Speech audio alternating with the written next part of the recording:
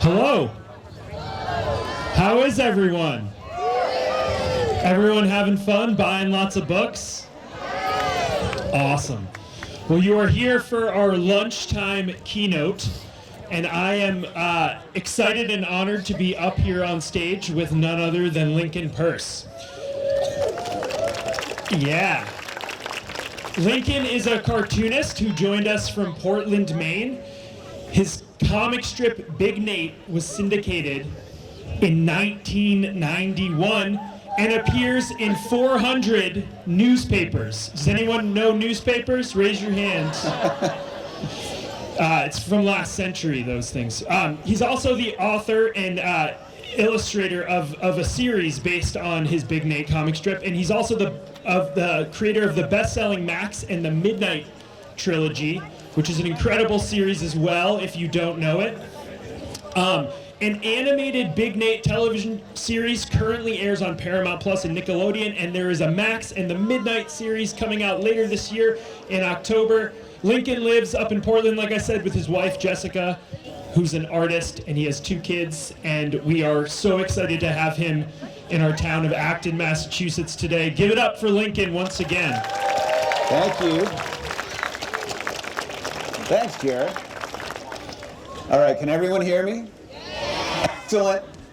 I'm just going to talk very briefly about what I love about comics, and then Jarrett and I are going to have a conversation up here, and I'll do some drawing on this big board, but I use this little board to start, and here's why. So I need a volunteer. Ben? Come on, Ben, you're my volunteer. You can do this. Come on up. Come on up, Ben. It's okay. Is it this in the red glasses? This Ben in the Emirates, in the Emirates. You can do this, buddy. Yes. Woohoo! Okay, come over to the stairs. Thank you, Ben, for being my volunteer. You're not going to have to do anything difficult. Come stand right here. You're just going to be my assistant. All you have to do is stand there and look out at the folks, okay? Now, the rest of you, your job is to think like a cartoonist. So, think like a cartoonist. Oh, what a horrible drawing. Think like a cartoonist and tell me what just happened. What just happened? Ben just got a great idea. I'm sure it happens all the time, right, Ben?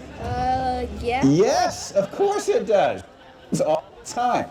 So that's an example of like a cartoon symbol, right? Cartoonists find simple ways of showing things that happen every day in real life.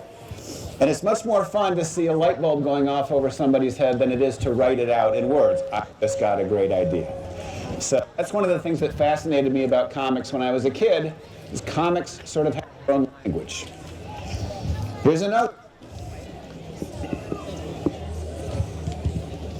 Ben, close your eyes. Just close your eyes. What's happening? Yes, he is sleeping. There's a letter Z in a speech bubble over his head. Now, who did that? Cartoonists. Why? They could have chosen any letter in the alphabet. Why would they choose Z instead of B or Q? Because, yes? The sound is what school sounds like. Exactly. Because of all the letters in the alphabet, Z is the one that sounds the most like snoring. So cartoonists come up over the years with this sort of shorthand to help them tell their stories. There's just one more, Ben, and then your torment will be over. Okay, this is going to take me like 20 seconds.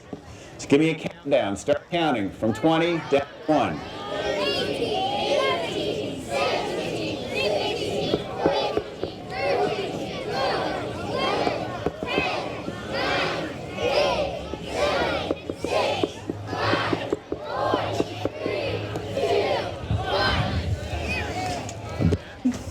Look mad, Ben.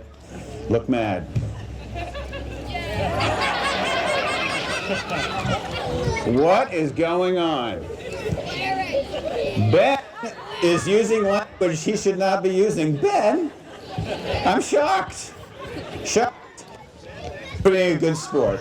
You're awesome. You can go sit back down now.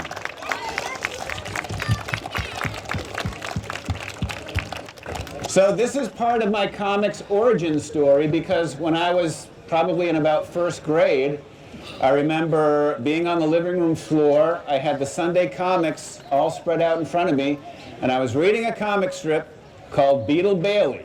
You ever hear of it? And there's a character named Sarge, and Sarge was yelling at Beetle, and I saw all these strange sort of symbols coming out. They were in Sarge's speech bubble, and I asked my dad, what is Sarge saying to Beetle? And my dad said, Sarge is using language he shouldn't be using. He's swearing. And I was fascinated, and so I started looking for the other sorts of symbols that cartoonists use to help them tell their stories. So comics are my favorite way of telling stories, and we're going to talk a little bit about that right now, and I'm going to do some drawing, so I will just have a seat, and Jarrett, take it away. All right, thank you for that.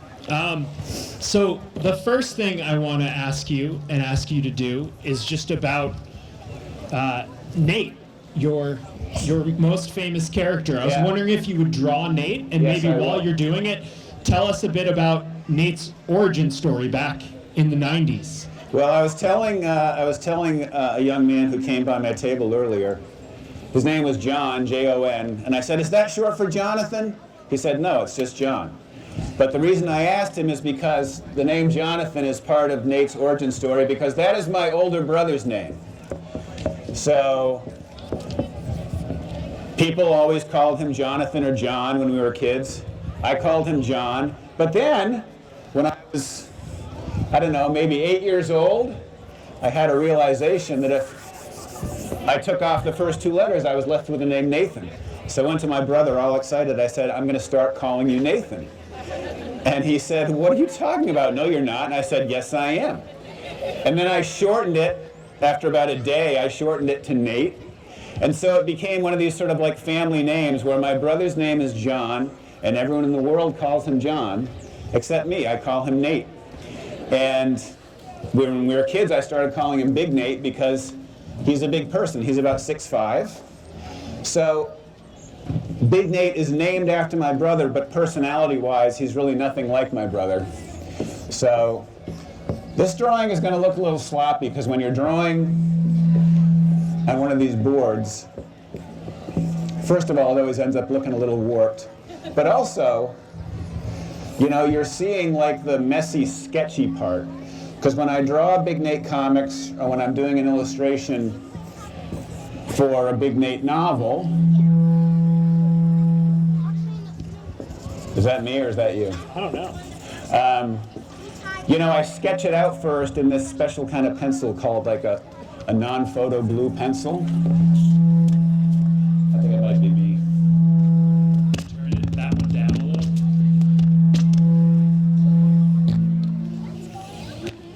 Maybe turn that one down.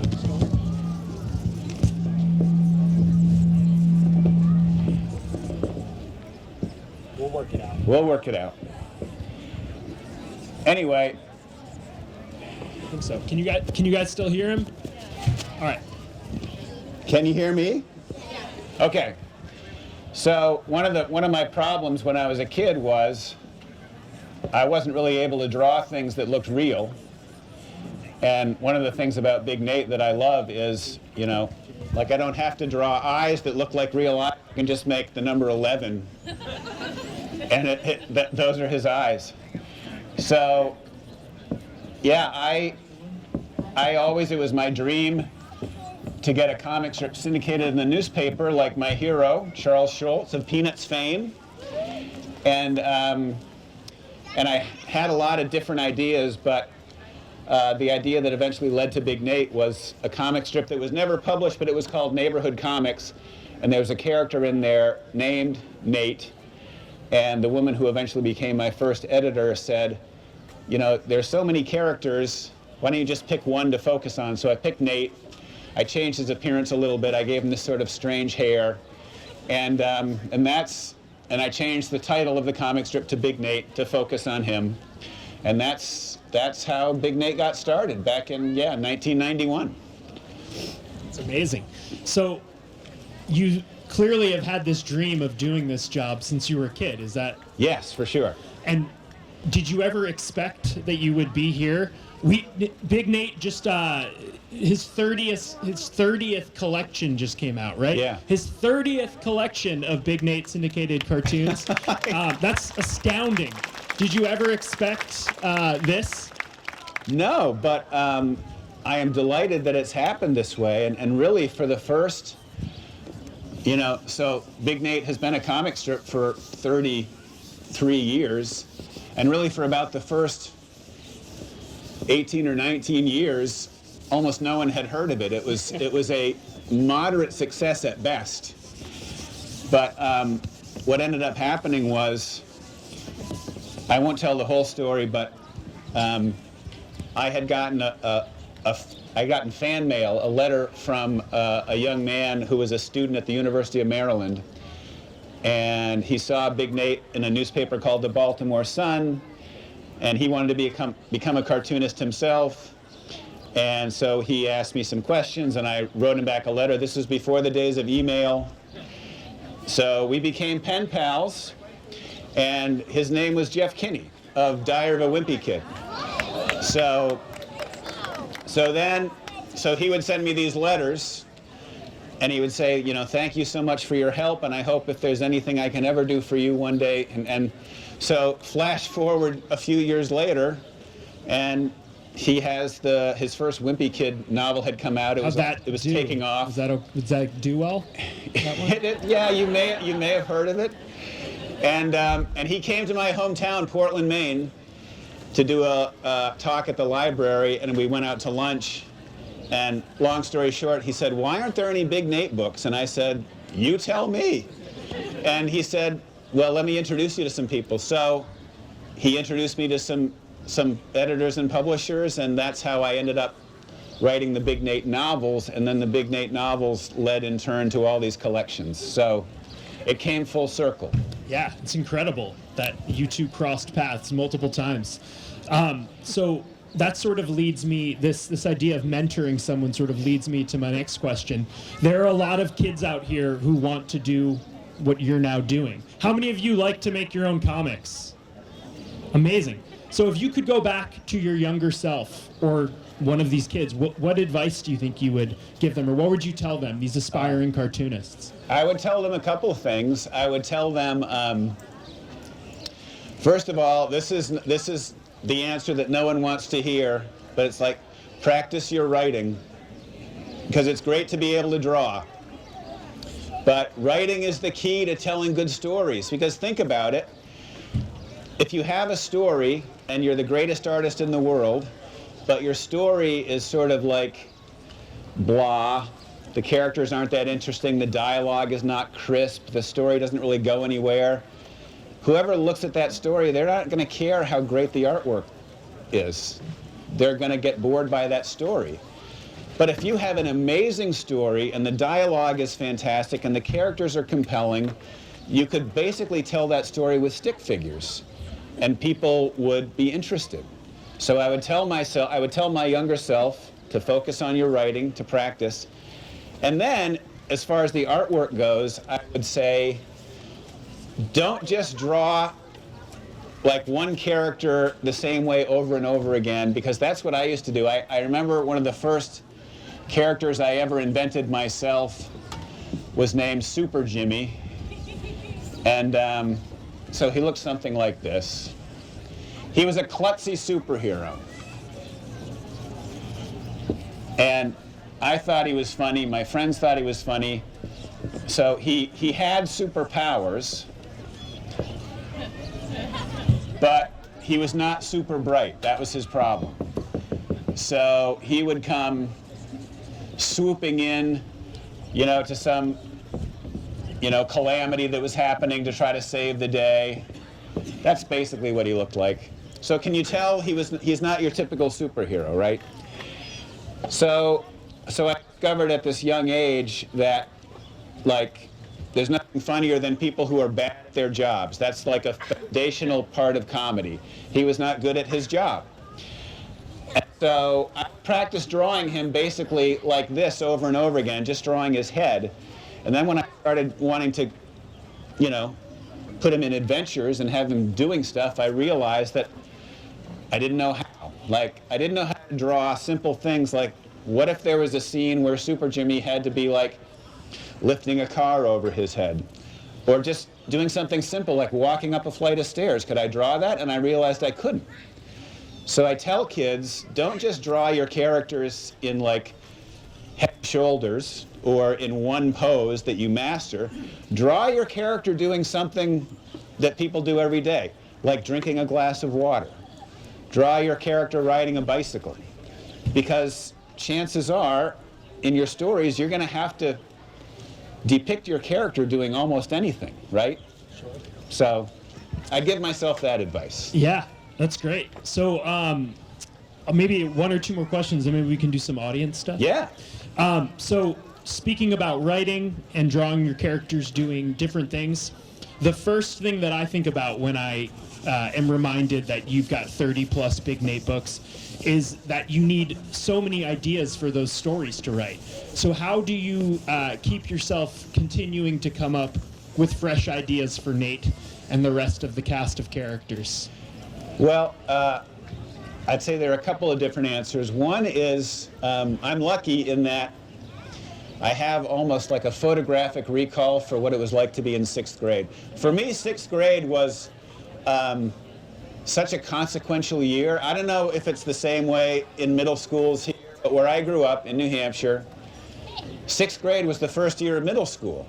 So all of a sudden, your life just completely changes. You have, instead of just one teacher like you had in elementary school, you've got like 6 different teachers. You have a locker now that's in the hallway. You don't have like a cubby hole in your classroom. You know, you've got things like school dances and intramural sports. And so I have like a good memory for all that stuff. So that, I think, helps me come up with ideas.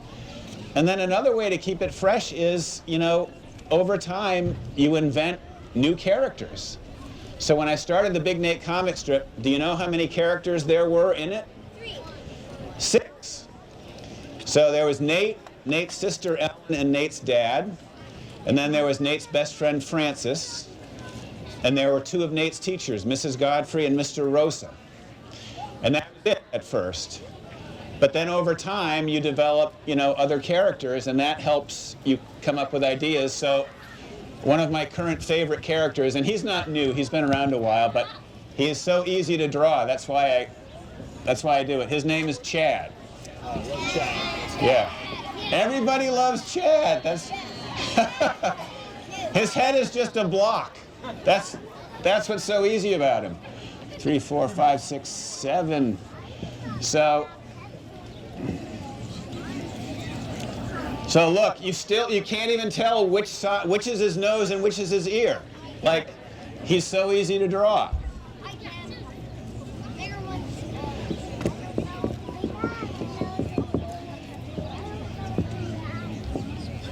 So, you know,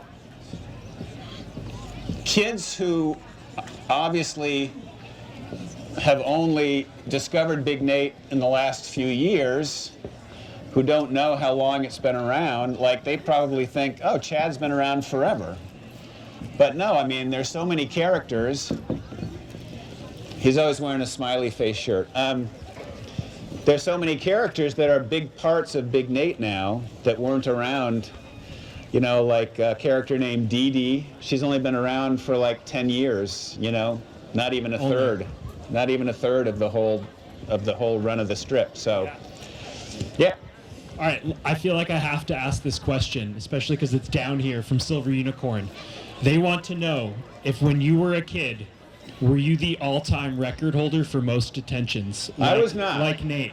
I was not. You know, I would say I was, you know, I have one older brother who I talked about earlier, and he sort of set a standard for like good behavior. He was very, very well behaved, a model student. So I did not match his example, but I was not by any means like, you know, a troublemaking kid or anything like that. But there are a couple of things that have happened in Big Nate that happened to me. There's one, I think it happens in the first Big Nate novel maybe, where Nate is drawing comics in class when he should not be. And his science teacher, Mr. Gall, comes over and grabs his pen away, and he takes Nate's pen and he puts it in his pocket, and the cap, not realizing the cap is off. It's a felt tip pen. And then Nate just watches as this ink blot just starts to appear on his white dress shirt and just grows and grows and grows into this grapefruit-sized blob.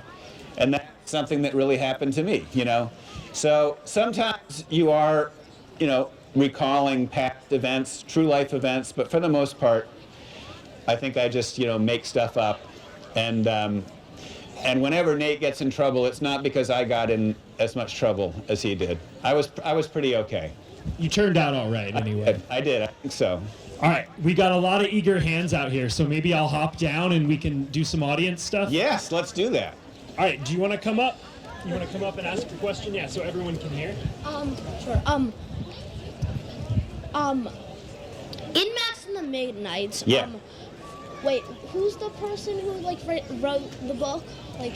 I wrote the book. No, I know, but the book inside of the book. Yeah, in the book inside of the book. In the book inside of the book in Max and the Midnights? In Max and the Midnights, who's the there's someone who looks kind of like Chad. Oh, Kevin. Yeah, Kevin. Yes. Is he is one of them made after the other? So you're asking about Chad and Kevin? Or Yeah, because they are sort of similar. Really, the only difference is Chad's head is square and Kevin's head is round, basically, right? Is Chad Kevin inspired by Chad, or the other way around? The answer is no. Kevin was not really inspired by Chad or the other way around.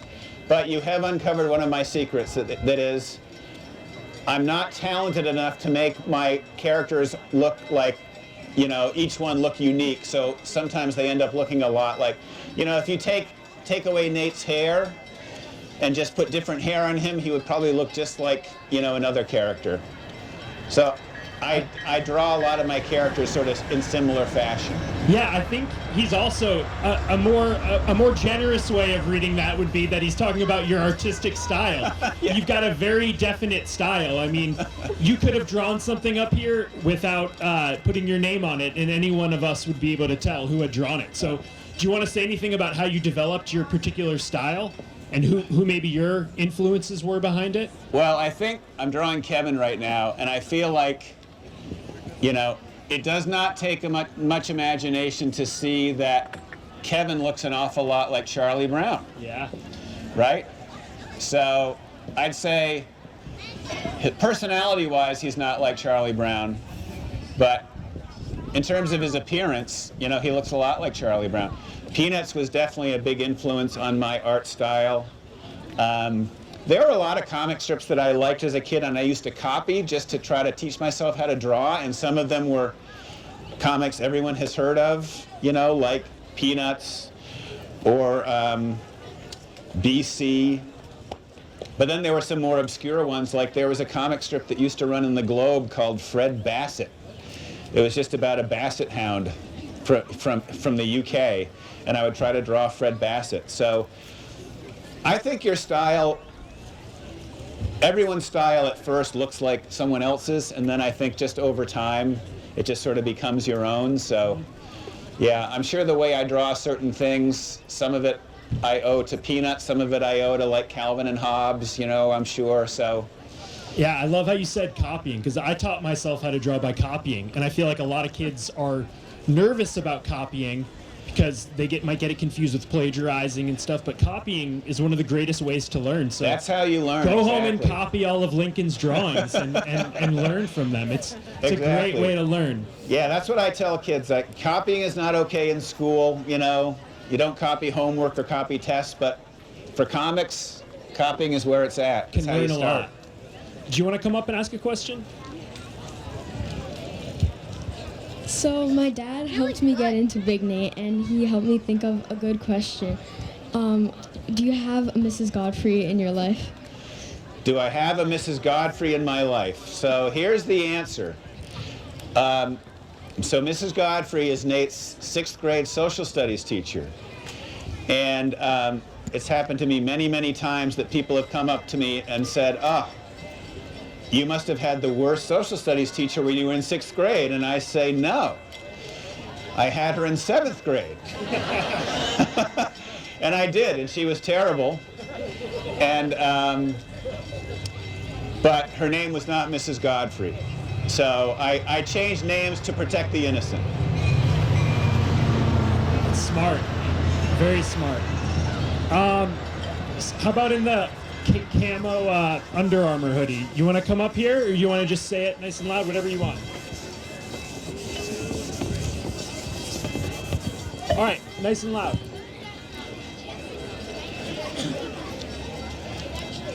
He said he heard that there was a January 6th, 1991 comic strip, and he wants to know if that's true. Is that when Big Nate started? Yeah, there's a, I think if January, someone can Google this on their phone. Was January 6th, 1991 a Sunday? Because if it was, that was the first Big Nate. So it started at the very beginning of the year. Yeah. Is January 6th your birthday or something, or you just want to know when the first one was? No? You just want to know when the oldest one was? So the first, January 7th was a Sunday. January 7th was a Sunday? Yeah. Okay, so that's the first day. So there is no Big Nate from January 6th. January 7th is the very Sunday, first one. I guess. Let's get one from over here. Do you want to come ask a question? It's my friend Phoebe. Who's your favorite Big Nate character? My favorite Big Nate character is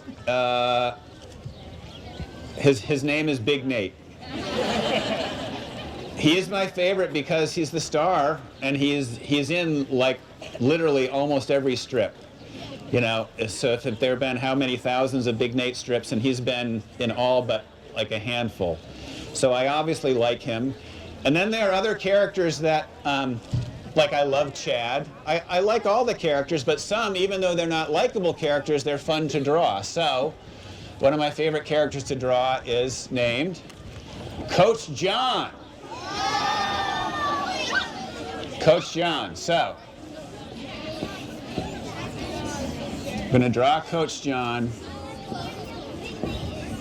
So Coach John is sort of like a throwback to the era when coaches, and I had coaches like this, where the coaching philosophy seemed to be, you know, wow, these kids, they're not listening to me. Why don't I scream at them even louder?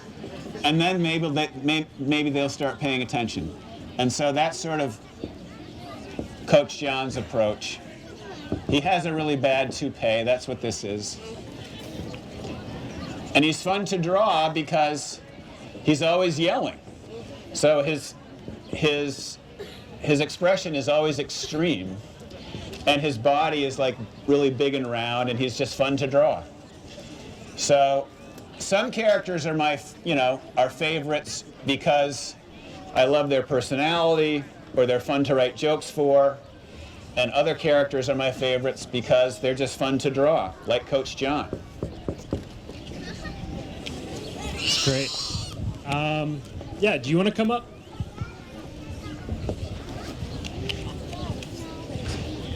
So how many pens do you use per like a graphic novel?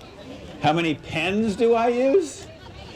I don't know. I use pens called, they're called Statler pigment liners, and they come in different thicknesses, so I use one for the lettering, I use others, for the drawing. So it depends, but I'll go through several dozen, when I'm doing a book. But I don't know the exact number. When I was starting out, I learned how to draw the old-fashioned way by dipping a quill pen with a nib on it, by dipping it in ink and drawing that way. So I can draw that way, which is the way a lot of cartoonists have done it over the years. But I prefer the disposable pens. And now, of course, most of the cartoonists I know do all their comics on a tablet. They use a digital tablet. They don't have original comics anymore on paper. I still draw my comics on paper. I still have all my all the original Big Nate strips that I have not given away, they're sitting in my attic right now. So, Yeah. Why did you make the hair? Like, why is Big Nate's hair and like Francis's and like a bunch of different characters have the weird spiky hair? Why? why does Big Nate have weird spiky hair, and why do so many of the characters have weird hair? Well, I mentioned when I was talking about Big Nate sort of getting its start as something called neighborhood comics. And I mentioned that I changed Nate's appearance a couple of times, which I did, because when I started he had blonde hair and it was spiky and I thought he looked too much like Calvin from Calvin and Hobbes. So I changed him, and I really changed him. So for a while, Nate looked like this. This never got published, but I decided I would try to sort of make him almost like the opposite of Calvin from Calvin and Hobbes. So he had, you know the character Artur? Yeah. So Artur has this hair that I call almost like a mushroom cap, right? This was an actual hair trend back in the day. Ask your parents. So I was a school teacher. I was a high school teacher at all boys school in New York City from 1987 to 1990. And there were a lot of my students had this mushroom cap hair where it was long on top and then shaved on the sides and back. So I gave Nate this hair and I made him pudgy. So for a while Nate looked like this. Like so.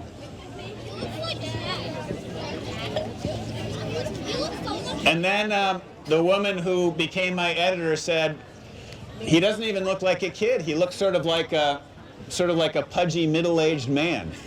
And I said I didn't want that. So I went back to the drawing board, and that's when I gave him the wild hair, because I wanted the hair to look sort of messy, like sometimes kids' hair is messy and it goes every which way. But for some reason, I liked this thing about him being bald on the sides. There's actually like a real comics tradition of like bald or partially bald kid in comics. Think of Charlie Brown. What's up with Charlie Brown? He's bald, except he has like a little tuft at the front and a little bit at the back. There was an old comic strip named Henry where Henry was totally bald. So Big Nate is in that tradition somehow, I guess. I kind of hope we get the Big Nate middle-aged crisis Yeah. version, maybe book 60 or something. Yeah. Do you want to come up in the pink right there? Yeah.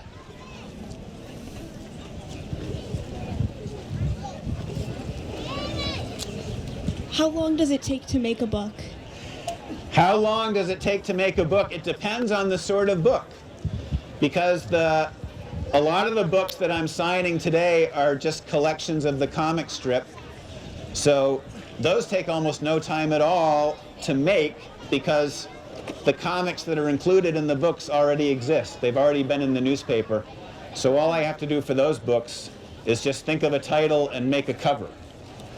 But if I'm doing a Big Nate novel or a Max and the Midnights novel, like each Max and the Midnights book took me about a year.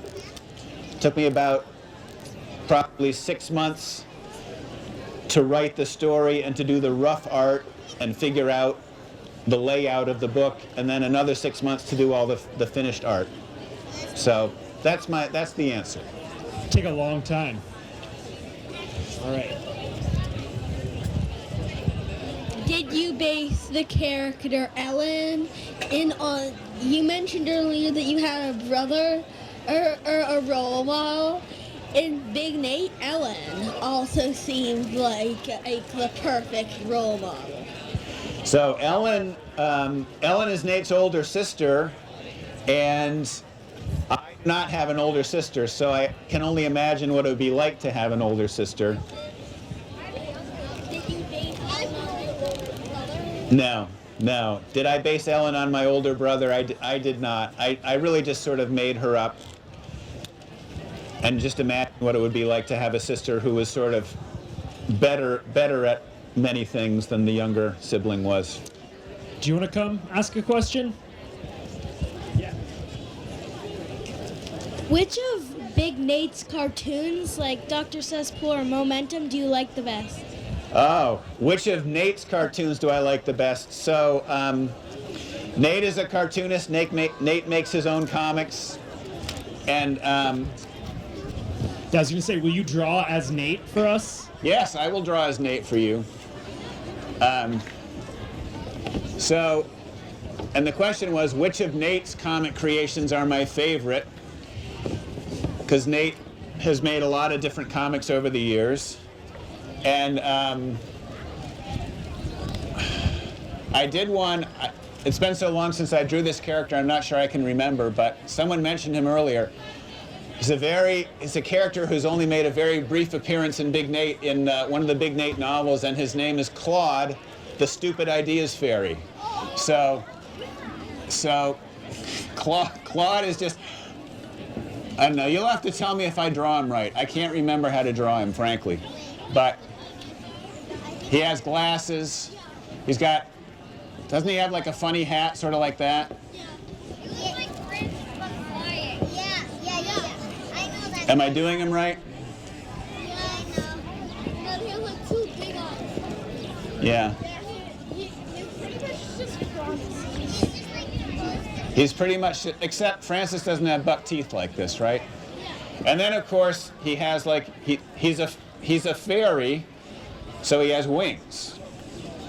And he goes and he's got a little wand.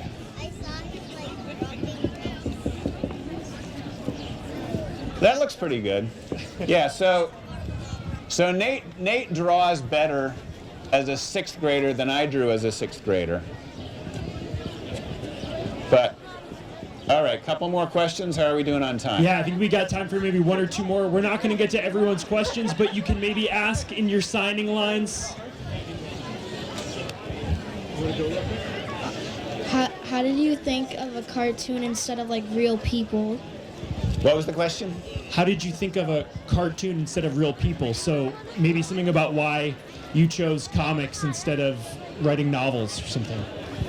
Yeah, interesting, because I always loved comics. I don't know if anyone else is like this, but I was always the kid who, when I went into a bookstore, I'd take a book and I would like quickly leaf through it to see how many pictures were in it, because I'm a visual person and I wanted the combination. I read plenty of books that had no pictures, but I loved the combination of, text and pictures together. And I feel like when that's done really well, when it's, you can't get any better than a book like Charlotte's Web, one of the all-time great combinations of story and art together. So I always knew that I wanted to do something that involved drawing as well as, as writing a story. Yeah, well, I think that's a great place to end, because the combination of words and pictures is why we're here at the Graphic Novel Fest. I'm sorry we can't get to everyone's question, but you can maybe ask some more questions of Lincoln if you go visit him in the line, in the booth. Thank you guys so much for coming, and thank you again to Lincoln for coming down here.